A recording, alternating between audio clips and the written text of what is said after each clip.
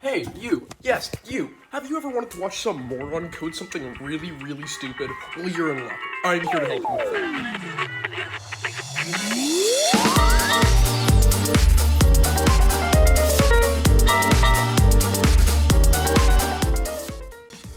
So, I was bored. Like, really bored. And as any bored person would do upon realizing they have nothing to do, I decided I was gonna code a video game. But, like, really fast. The idea sounded much better in my head. Now, the first step to coding a video game is obviously knowing how to code a video game.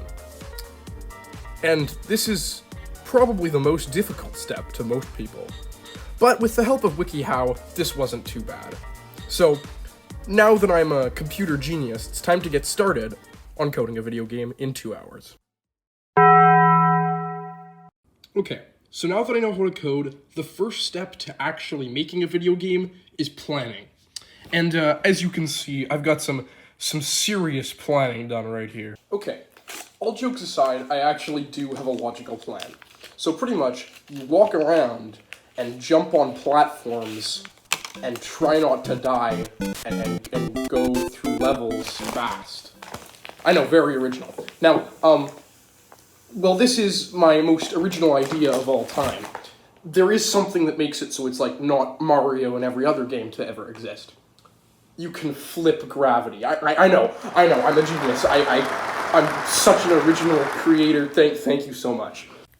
Okay, so now that I've effectively completed the planning phase of my game, it's time to get assets. Now, often people will just get free assets online, and obviously there's no harm in doing this, especially if they're free use given by the owner. However, I thought that instead of downloading free assets, why don't I create my own custom assets? So I painstakingly spent so much time and effort. Okay, now to actually make the game. First, I create a new game file. This is where I'll store everything from the code to the assets to whatever else is in games. Next, I import the assets from earlier, so I can create a map or a level later on. Then comes the first actual code I'll create, player movement. I create a player scene and write up some code so he can move left and right with the A and D keys. Now, normally learning coding like this would take a while, but for a master programmer like me, I can speedrun this process. So now that that's done, it's time to start testing the player and adding new features. But first, I need to create a little map for the player to play on. So I'm going to take some time and do that. I'll come back to you guys once that's done. So, it's been quite a while now, and I made a map, but it sucks.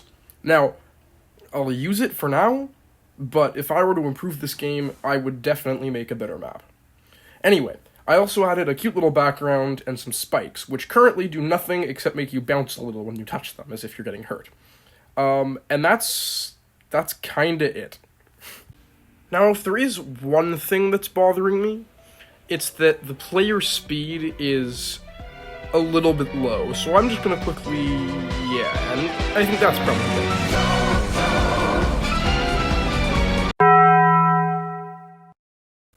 So now I get to dive into the interesting stuff. First interesting thing is a health system. The idea is to add hearts. I'll do this by creating new animated sprites, one for each heart, and each one will have 3 different settings, full, half, and empty. From there, all I have to do is create a code that makes the use of this system, which should only take me a minute or two.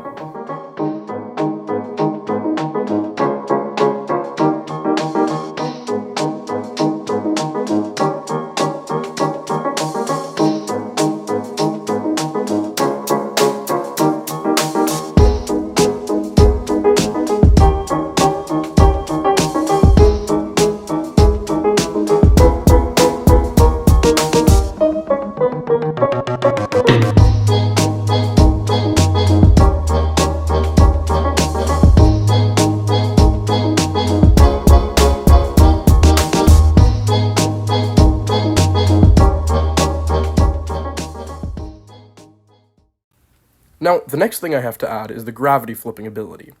And tell me if I'm wrong here, but I actually don't think it'll take that long. So, like the idiot I am, I was very wrong. I was expecting this to take like 5-10 minutes. It took me like 45 minutes to do this, but we actually have something that works now. So I had to replace the pre-existing gravity settings that the game came with. I don't think you'd see this if I clicked on this, so I'm not going to go into it, but pretty much Godot actually has gravity settings, but I had to replace that with a variable here and just had it so when I'm not on the ground, my velocity is just constantly having the gravity added to it. That's an odd way of making gravity, but it actually works surprisingly well. And from there, I just made it so every time you press the space bar when you're on ceiling or floor, it pretty much just flips that gravity by multiplying it by -1, and then you can, like, go up and down. I don't know what a better way to describe that is. So now it's actually time to test the game, and as you can see, I've added a little timer in the corner for avid video game speedrunners in the crappy 2-hour game community.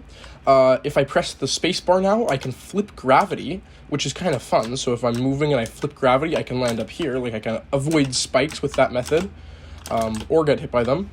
And that's about it. I also changed the speed up so that I actually move at a reasonable speed and made a walking animation, so that's all fine and dandy.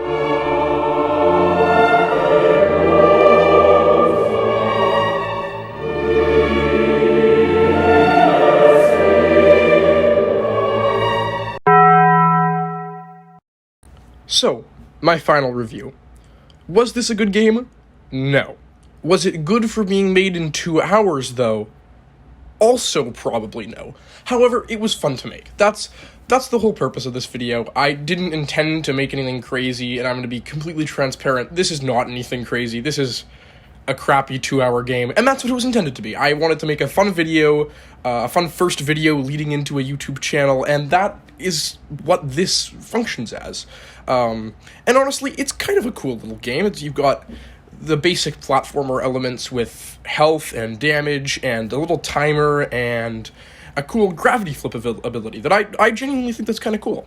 So I'm overall proud of what I've made here, being the game and video, even though the game is definitely nothing to be proud of, nor is this video, I wouldn't think. But I thought it was fun, so consider liking and subscribing the video. Obviously, that's your choice, but I'd really appreciate it. And yeah, hopefully I'll make more cool videos like this in the future. Or not cool, depending on how you thought about it. So I will see you guys next time.